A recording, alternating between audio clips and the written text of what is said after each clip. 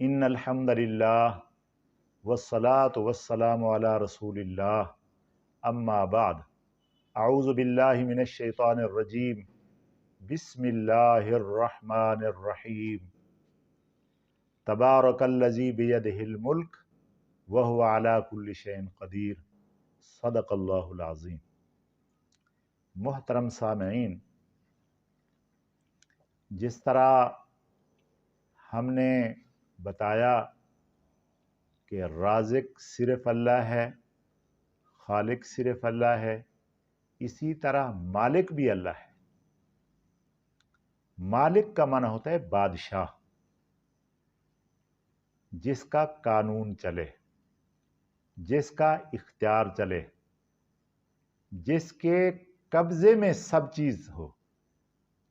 تو اللہ تعالیٰ نے اپنا تعارف مالک کا کرایا، اپنا صفاتی نام مالک بتایا، قیامت کے لیے بتایا مالک یوم الدین، قیامت کے دن کا بادشاہ اللہ، قیامت کے دن کا بادشاہ اللہ ہے۔ اور دنیا کے لیے بھی بتایا لہو ملک السماوات والارض، للہ ملک السماوات والارض۔ تو یہ قرآن مجید فرقان حمید میں کئی آیاتیں ہیں جو یہ بتاتی ہیں کہ مالک اللہ ہے۔ اور ایسے انداز میں اللہ پاک نے فرمایا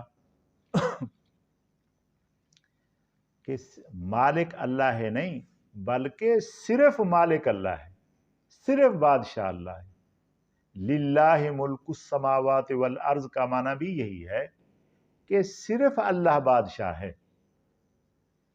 خبر کو مقدم کر کے، مبتدا کو مؤخر کر کے حاصر کا فائدہ ذکر فرمایا کہ صرف اللہ کے لیے بادشاہی ہے زمین اور آسمان کی۔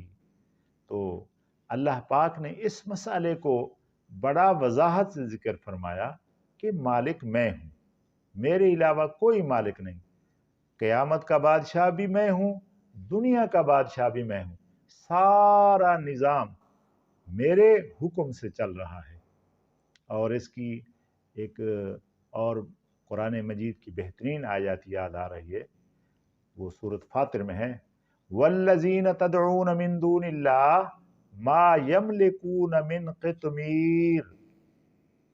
جن لوگوں کو اللہ کے سوا پکارتے ہو، دکھ میں، سکھ میں، پریشانی میں پکارتے ہو، وہ تو ایک قطمیر کے مالک بھی نہیں ہے۔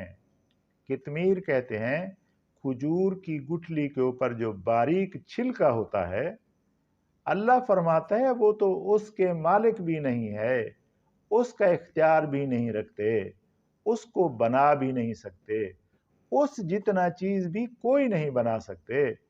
تو مالک میں ہوں، قیامت کے دن کا بادشاہ میں ہوں، اس کائنات میں میرا قانون چل رہا ہے، میرا اختیار چل رہا ہے، زمین اور آسمان کا مالک میں ہوں، سارے خزانوں کا مالک میں ہوں، سارے خزانے میرے پاس ہیں۔